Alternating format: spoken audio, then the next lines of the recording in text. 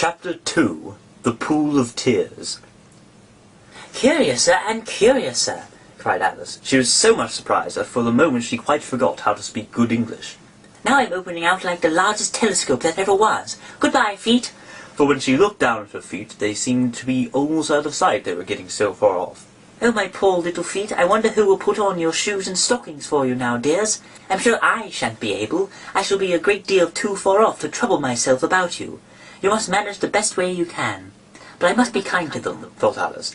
"Or perhaps they won't walk the way I want to go. Let me see, I'll give them a new pair of boots every Christmas." And she went on planning to herself how she would manage it. "They must go by the carrier. And how funny it'll seem, sending presents to one's own feet. And how odd the directions will look. Alice's right foot, Esquire. Hearthrug, near the fender, with Alice's laugh." "Oh dear, what nonsense I'm talking." Just at this moment her head struck against the roof of the hall. In fact, she was now rather more than 9 feet high, and she at once took up the little golden key and hurried off to the garden door. Poor Alice! It was as much as she could do, lying down on one side, to look through into the garden with one eye, but to get through was more hopeless than ever. She sat down and began to cry again. "You ought to be ashamed of yourself, a great girl like you," she might well say this, "to go on crying in this way. Stop this moment, I tell you."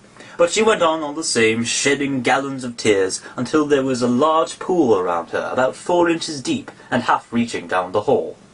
After a time she heard a little pattering of feet in the distance, and she hastily dried her eyes to see what was coming. It was the White Rabbit, returning splendidly dressed, with a pair of white kid gloves in one hand and a large fan in the other. He came trotting along in a great hurry, muttering to himself as he came, "Oh, the Duchess, the Duchess! Oh, won't she be savage if I've kept her waiting!" Alice felt so desperate that she was ready to ask help of anyone, so when the rabbit came near her, she began in a low, timid voice, "If you please, sir." The rabbit started violently, dropped the white kid gloves and the fan, and scurried away into the darkness as hard as he could go. Alice took up the fan and gloves, and as the hole was very hot, she kept fanning herself all the time she went on talking. "Dear, dear, how queer everything is today. And yesterday things went on just as usual. I wonder if I've changed in the night. Let me see, was I the same when I got up this morning? I almost think I can remember being a little different. But if I'm not the same, the next question is, who in the world am I? Ah, that's the great puzzle." And she began thinking over all the children she knew that were of the same age as herself, to see if she could have been changed for any of them. "I'm sure I'm not Ada, for her hair goes in such long ringlets, and mine doesn't go in ringlets at all. I'm sure I can't be Mabel, for I know all sorts of things, and she knows such a very little. Besides, she's she, and I'm I, and oh dear, how puzzling it all is. I'll try if I know all the things I used to know. Let me see, 4 times 5 is 12, and 4 times 6 is 13, and 4 times 7 is... oh dear, I shall never get to 20 at that rate. However, the multiplication table doesn't signify. Let's try geography. London is the capital of Paris, and Paris is the capital of Rome, and Rome... No, that's all wrong, I'm certain. I must have been changed for Mabel. I'll try and say, how doth the little...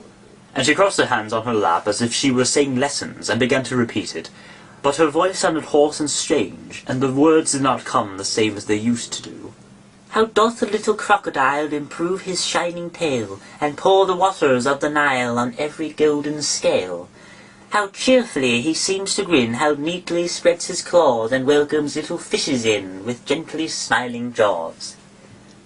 I'm sure those are not the right words," said poor Alice, and her eyes filled with tears again as she went on. "I must be Mabel after all, and I shall have to go live in that poky little house, and have next to no toys to play with, and oh, ever so many lessons to learn.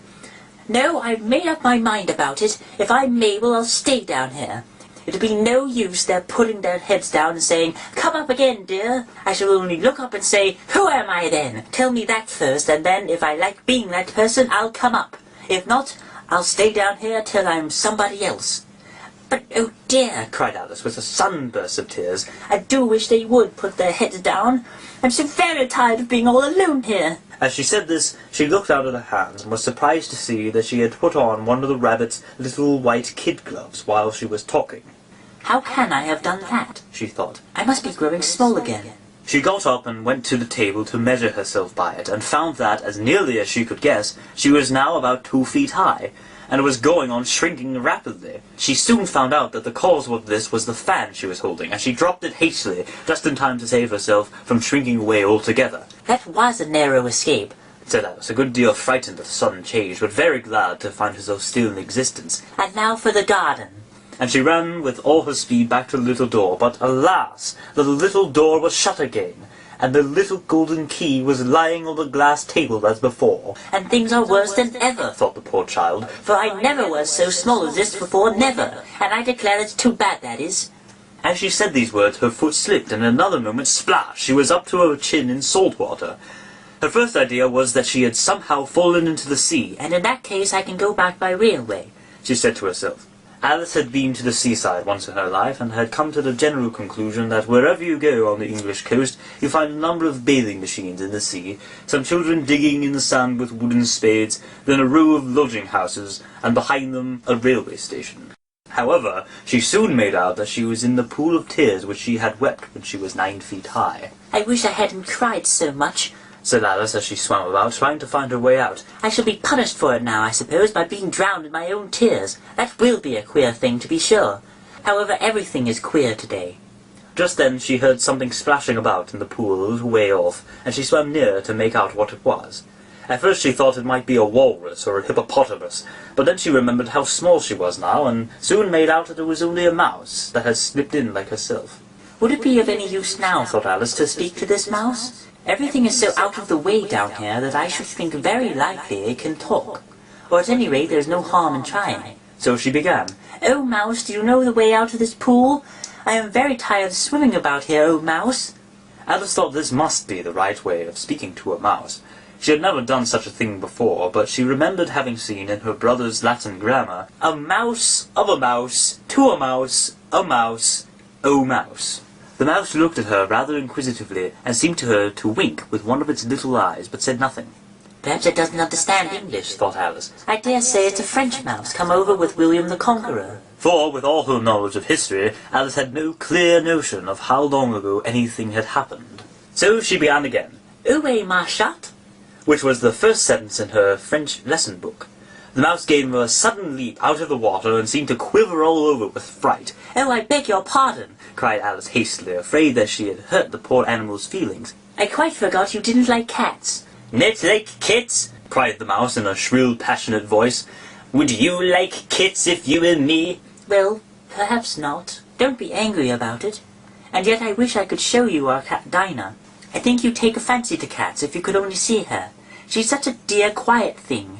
Alice went on, half to herself, as she swam lazily about in the pool. And she sits purring so nicely by the fire, licking her paws and washing her face, and she is such a nice, soft thing to nurse. And she's such a capital one for catching mice. Oh, I beg your pardon, cried Alice again, for this time the mouse was bristling all over, and she felt certain it must be really offended. We won't talk about her any more if you'd rather not. We indeed, cried the mouse, who was trembling down to the end of its tail. As if I would talk on such a subject. Our family has always hated cats.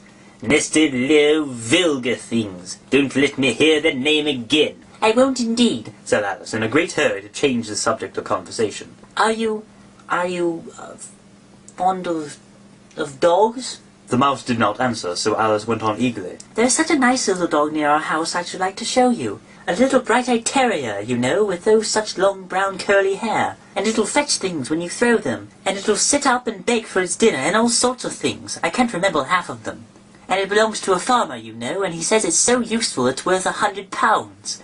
He says it kills all the rats and, oh dear, I'm afraid I've offended it again. For the mouse was swimming away from her as hard as it could go, and making quite a commotion in the pool as it went. So she called softly after it, Mouse dear, do come back again, and we won't talk about cats or dogs either, if you don't like them. When the mouse heard this, it turned round and swam slowly back to her. Its face was quite pale. With passion, Alice thought, and it said in a low, trembling voice, Let us get to the shore, then I'll tell you my history, and you'll understand why it is I hate cats and dogs. It was high time to go, for the pool was getting quite crowded with the birds and animals that had fallen into it.